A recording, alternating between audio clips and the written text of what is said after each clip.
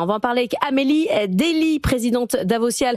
Bonjour, merci d'être avec nous. Vous êtes avocate spécialiste en droit du travail, associée aussi au cabinet Advent Altana.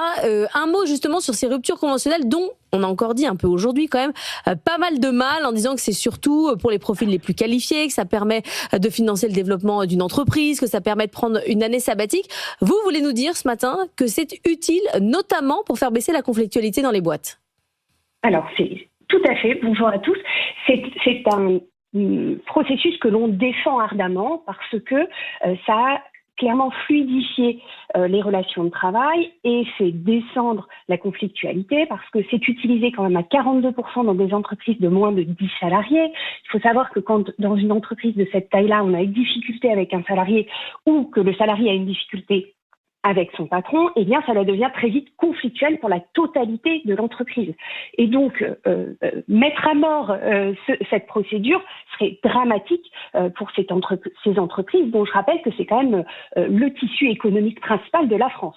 Alors, mettre à mort, on n'en est pas encore là. On est à baisser la durée d'indemnisation de ceux qui ont fait, qui ont pris une rupture conventionnelle. Donc, ça existera toujours. Mais quand même, cette question, parce que vous dites, justement, dans les petites entreprises, ça permet de faire sortir quelqu'un parce que ça va devenir un enfer. On a quand même des comportements dans les entreprises, et ça nous est beaucoup remonté, de gens qui font du chantage à la rupture conventionnelle. Alors, c'est vrai qu'il y a des salariés qui font du chantage à la rupture conventionnelle.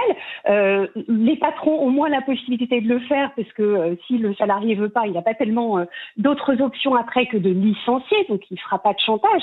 Mais c'est vrai que rendre la rupture conventionnelle très difficile, à mon sens, ne réglerait pas le problème du coût parce que on risque d'augmenter la conflictualité, donc les contentieux, donc un coût pour l'État, ou on risque d'augmenter les arrêts maladie, qui est aussi un coût pour l'État, alors même qu'on peut avoir un déficit aussi sur ce volet-là. Donc, en réalité, on est en train de toucher à un système qui va concerner 500 000 personnes dans une année. On parle éventuellement de 10% d'excès, ça veut dire 50 000 cas, et on met en danger un processus qui fonctionne pour 50 000 cas qui pourraient peut-être être gérés autrement. Bon, donc, si je comprends bien, vaudrait mieux, Amélie, faire plus de contrôle. Alors, ça peut être une option, mais honnêtement, on sait qu'il y a 3,5 millions de ruptures sur une année. 2 millions de démissions, 1 million de licenciements, 500 000 ruptures conventionnelles. Est-ce que c'est vraiment sur les ruptures conventionnelles qu'on va faire des économies? Pourquoi pas? Mais je pense qu'il y a plein d'autres solutions qu'on pourrait aussi étudier. Merci beaucoup Amélie Dely d'avoir été avec nous, présidente d'Avocial, spécialisée sur les questions du droit du